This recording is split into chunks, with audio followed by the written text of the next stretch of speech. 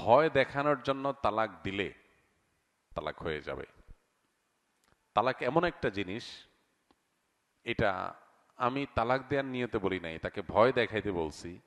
এটা বললে তালাক অকার্যকর থাকবে না, তালাক ঠিকই কার্যকর হয়ে যাবে। নবীজি সাল্লা সাল্লাম বলেছেন, সালাতুন জিদ্দুহুন্না জিদ্দুন ওয়াহাজলুহুন্না জিদ্দুন। তিনটা বিষয় এমন আছে যেগুলো সত্যি সত্যি করলে যা হবে, রসিকতা করে দুষ্টমি করে অথবা অন্য কোনো উদ্দেশ্যে বললেও সেটা হয়ে যাবে। এর মধ্যে একটা হলো বিবাহ, আরেকটা হলো তালাক। এই যে বিবাহ তালাক, এগুলো কিন্তু দুষ্টমি করে বললেও হয়ে যাবে, আবার সত্যি সত্যি বললেও হয়ে যাবে। এখন আপনি ভয় দেখানোর জন্য যদি বলেন যে তোমাকে তালাক দিলাম, তাহলে তালাক হয়ে যাবে। ভয় দেখানোর জন্য আর জিনিস খুঁজে পান না, তালাক দিবেন। ভয় দেখানোর জন্য আর বহুত জিনিস আছে। আপনি ভয় দেখানোর জন্য একজনের বুকে ছুরি মেরে দিছেন, বুকে ছুরি মেরে দিছেন কেন? ভয় দেখানোর জন্য। কি বলেন? লোকটা মরে যাবে না বেঁচে থাকবে?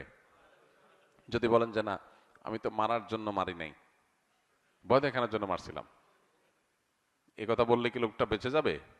তালাকটা এরকম। অনেকে তালাক সম্পর্কে জানেন না। এই জন্য আমি অনুরোধ করি, যারা বিয়ে শাদী করেন নাই, বিয়ের আগে তালাক সম্পর্কে ভালো করে জেনে নেন। তালাক সম্পর্কে যদি না জানেন, কখন কি সর্বনাশ করে ফেলবেন নিজেরটা নিজে টের পাবেন না।